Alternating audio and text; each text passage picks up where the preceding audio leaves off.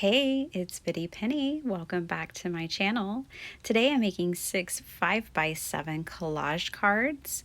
I pulled out all of my scraps. I will separate a few pages right here that I feel like are more focal points. And then all my other scraps that can be a background, I'll sort off to the side in no particular order. I am going to collage on top of this sheet of scrapbook paper that I won't use otherwise, and I'll just get started. So you guys are going to see a whole lot of collage with a whole lot of scraps, and these are going to turn into 6 of my favorite cards for today. My favorites. I can have new favorites every day. All right, so there's no order here to what I'm doing. It's really just strictly playtime. A piece of thread had gotten attached to this somehow, and then I thought of my bag of threads, which I pulled out there, and I actually intentionally attached some thread to that paper as well, which was really fun. You'll see it in the final card, kind of how it comes into play, but there's a piece of cheesecloth hanging down there, and really and truly, I'm just kind of fitting things to the page here. I try not to ever overthink it. And, you could take an approach with this in so many different ways, which I'm sure you'll see me do on the channel. But you could do a bunch of small pieces to make your background. These I would consider to be like pretty medium to large size pieces. This is a 12 by 12 sheet of scrapbook paper that I'm covering, and I was able to do this part of the process in 10 minutes. So everything that you see me doing here took me 10 minutes to get my general and basic background completed, which I think is pretty quick and a whole lot of fun. So what this is I'm doing today is actually a collage book challenge from Joie De Fi, and I will leave her link below. I'm going to hashtag her. She does all kinds of really fun projects on her channel, and she started a Gluebook challenge in October, and this is the third one, which is supposed to be a vintage vibes, which this page definitely has a lot of vintage vibes for sure. And then she turned hers into cards. Now, she made hers like cards that you could put in a journal, but you could write on the back of them. They could have been postcards. I was even thinking of doing postcards with mine, but I went the way of 5x7s, and I'm so glad I did because they're pretty exquisite in my opinion. Okay, so I think at this point I'm really feeling like I have my background done. So I start bringing in more of kind of my focal point pieces, and placing them randomly around. You just want to make sure there's interest throughout your page. And of course, there's interest because you've layered all of these different pieces of paper together. And so there's just a natural interest there, especially when some edges are cut clean, some are torn. There's all kinds of interest across the page. But I like to have focal pieces as well spread out through the page. What is so fun about this is the freedom in the process of not overthinking things. So you just have fun. And I think anytime you don't get too caught up in overthinking it, you will be amazed by the results because you didn't put a ton of effort in. It wasn't thoroughly planned and thought out. You were just in a groove in the process and having fun. So I did sprinkle thread throughout my spread here. And it's so funny. I used this picture and then I totally covered it up. I didn't like it. I keep trying to embrace that one digital. And now I love Mrs. Cog's prints. But this one with butterfly babies, I've just never been able to fully embrace it. But that's okay. I learned that with this.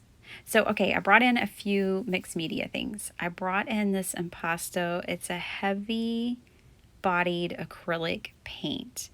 And I brought in this silicone texture paddle that I had gotten in a cherry box to add interest to the page. And I was playing with the idea of doing gesso, and then I remembered that I had gotten this in a cherry box and never used it. So I'm really glad I did. I like what it added to the page. And now I'm going in with this gilding paste, and I'm just kind of highlighting a few things, adding this around my page. You got to let it dry a little. So it comes out like a creamy white glue, just like any other glue that you're probably used to. And then it'll turn translucent and clear. And that's when you want to use your foil on it.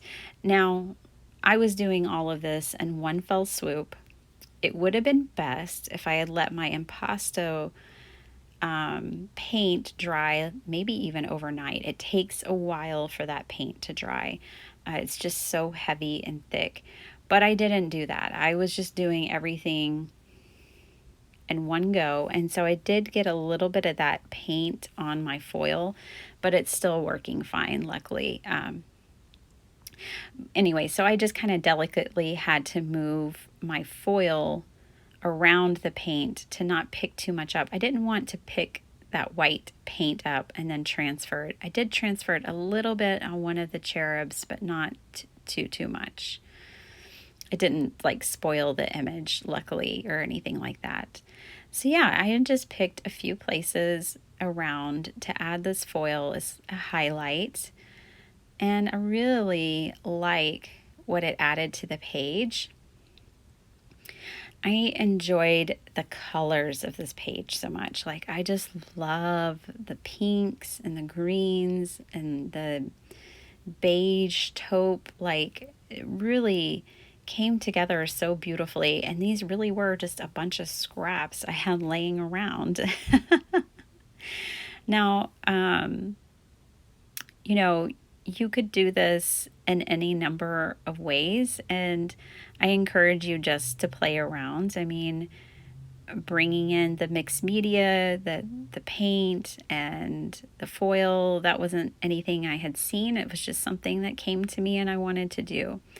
Okay, so here's where I'm going to cover up that baby butterfly image. And I had this Alice image in my stash, so I cut that up. It's from a printable. So are these flowers. So a lot of this is just 20-pound copy paper, nothing fancy, and digitals that I purchase off Etsy. Oh my gosh, you guys, I am like Goldilocks with my paper trimmers these days. So my Tonic Tim Holtz paper trimmer broke, my big one that I got like 6 months ago. So then I was like, well, let me just try something else, because I was never all that pleased with it. So this weekend I purchased this one, and oh my gosh, it's terrible. It's going back today. It will not cut through paper. Now, granted, I know you're probably looking at this and you're like, yeah, but you layered a bunch of paper, so, maybe that's the problem. Oh no, I pulled out just a regular sheet of paper and this thing would not cut through it, which y'all will see. So I ended up having to use my scissors. All right, so here's the deal. I took this 12 by 12 sheet of paper and I cut it down to 4 inches first. So that means I got 3 4-inch strips.